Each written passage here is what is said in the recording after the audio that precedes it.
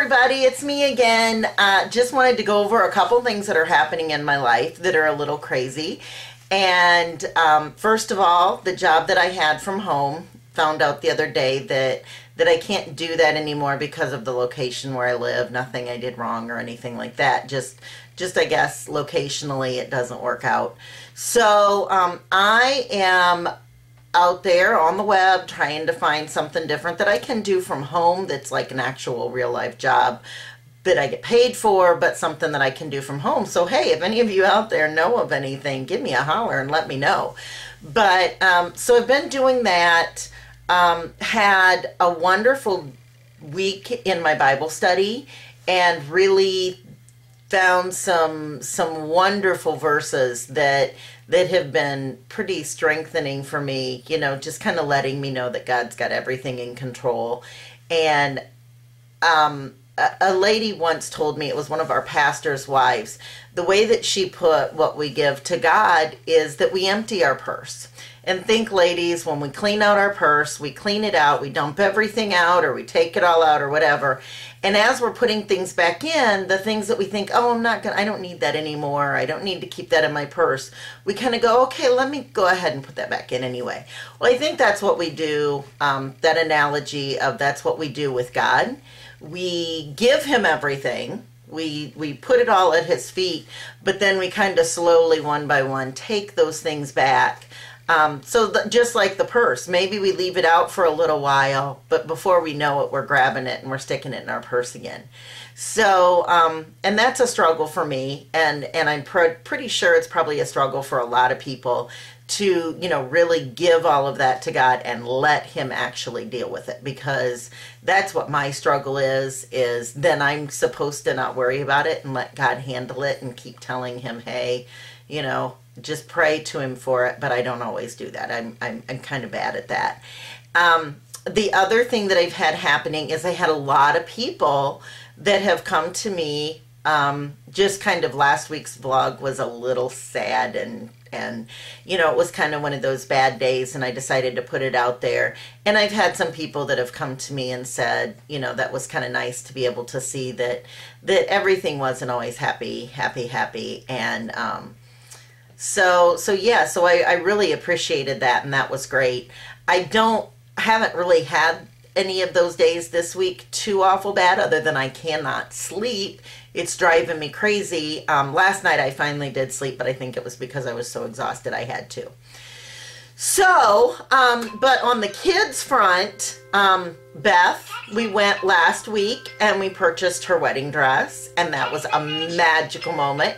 Can't put any pictures up, but she looked beautiful in it. I'm glad we got it ordered because it actually won't be in until December. So that was kind of a nice thing to be able to go and get that dress purchased, make some decisions on the veil and things like that. So wedding plans are moving along. I know that Beth and I are going to do a little bit more planning this weekend, and so that will kind of get things moving again. The biggest thing that she told me, though, over the weekend is that they're thinking that maybe Sam's long hair should be put into dreadlocks. I'm having trouble with that decision, such as I don't like that decision. And I told them no. I mean, I'm a mom. I'm perfectly capable of telling them no.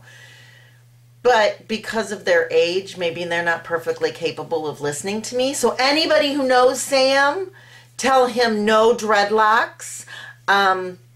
I understand it's not a dirty thing. You know, people think that they're dirty, that, you know, the hair is still clean. I understand all that.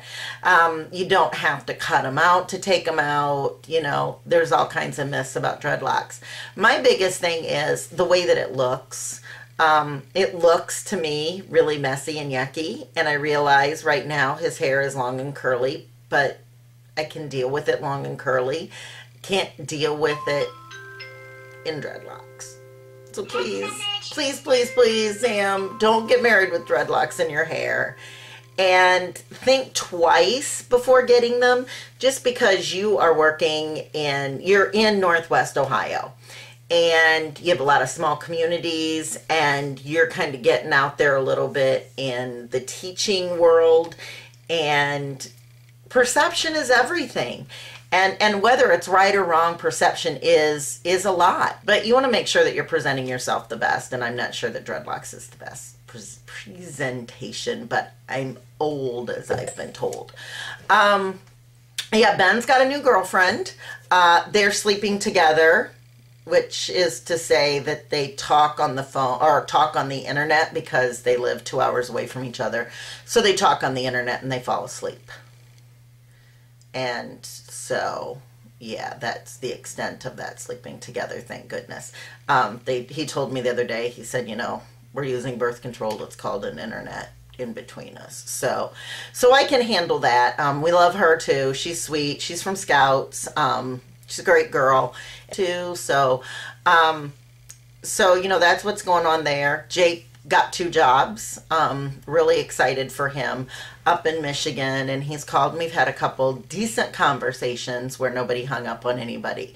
So that's a real plus in my life with Jake, because I think sometimes I frustrate him to no end. So that is the craziness and the looniness that's going on in my life. I guess it's not the super crazy, nasty, weird stuff. Oh, wait. Something good that happened. Ben just went to pick up the pictures that I took for our directory for church, and people ordered the pictures. I took them, I edited them, and I put them out there, and they wanted a copyright license before they would fill the order. I am so excited because that means that they think my pictures look professional, and that makes me so happy, and I'm so excited about that. And it's those little teeny things that make my life so happy, that make me so happy and so excited. Got a football game tonight to go to. I haven't been to one of those for a little while. Granted, not a big fan of the sport, but I like the band. I like supporting my kids, and I am social, and therefore I like to see people. I kind of cheer sometimes, even when I don't know what's going on. Anybody else do that? Because I gotta tell you, if everybody else cheers, I cheer and go, woo, great job, even though I don't know what's going on. So if anybody else does that, let me know. That's kind of what's going on around here. And don't forget, I'm trying to get these done every Tuesday and every Friday. So those are the days that you want to look for it. And we have a full weekend ahead, so I'm pretty sure that some goofball things are going to happen. Maybe with my job hunt, there'll be something goofy that comes up. But whatever, you know, this is my crazy life. Sometimes nuts, sometimes not, and that's what makes it interesting. And we will talk to you later. Have a great weekend.